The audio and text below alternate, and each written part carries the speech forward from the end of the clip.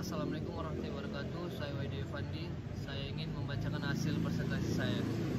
Teori spiral keheningan disusun oleh Wahidi Fandi, kelas 1 Bio.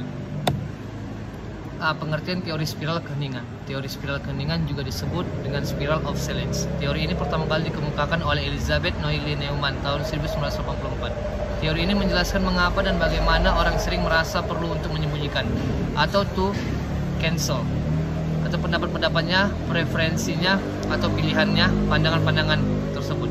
B. Secara teori keheningan, teori spiral keheningan ini telah dikembangkan oleh Elizabeth Noelle Neumann 1973 sampai 1980 yang merupakan seorang sosiologi, pakar politik, dan jurnalis Nazi Jerman yang membenci Yahudi dan mendukung Hitler. Dalam pendapatnya, Neumann menjelaskan bahwa teori spiral keheningan merupakan upaya untuk menjelaskan opini publik dibentuk dan teori ini hanya berfokus pada opini publik semata.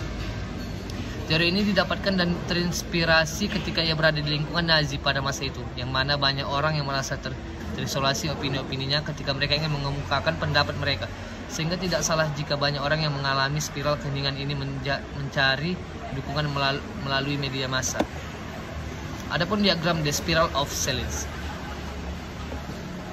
C. Asumsi teori. Elizabeth Noelle Neumann sebagai penemu dari teori ini menjelaskan 3 asumsi sebagai dasar dari teori ini. Ketiga asumsi tersebut berbicara mengenai bagaimana keheningan tersebut terbentuk di kelompok minoritas ketika mereka sedang berada di antara kelompok mayoritas. Berikut ini 3 asumsi teori spiral keheningan. 1. Masyarakat mayoritas mengancam individu yang menyimpang dengan adanya isolasi. 2. Rasa takut akan isolasi membuat individu untuk setiap saat mencoba menilai iklim opini. 3. Perilaku publik dipengaruhi oleh penilaian akan opini publik. D. Peran media. Media berfungsi menyebarluaskan opini publik yang menghasilkan pendapat atau pandangan yang dominan.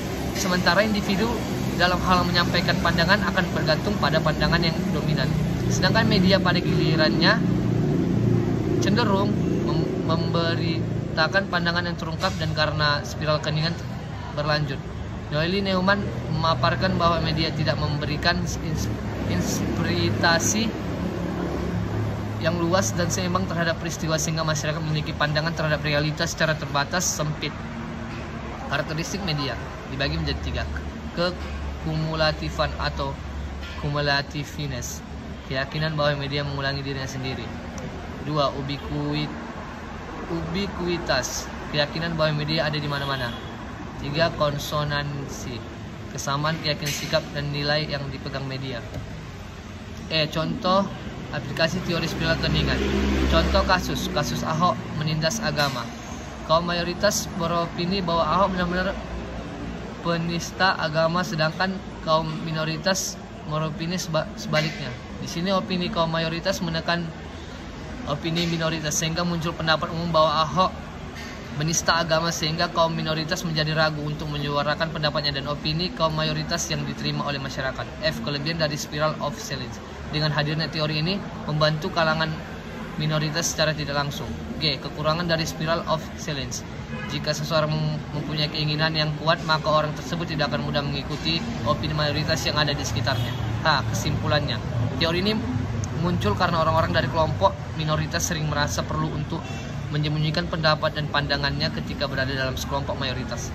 Dapat dikatakan bahwa seseorang sering merasa perlu menyembunyikannya sesuatu ketika berada dalam kelompok mayoritas. Demikianlah hasil presentasi saya. Saya sudah dengan Assalamualaikum warahmatullahi wabarakatuh.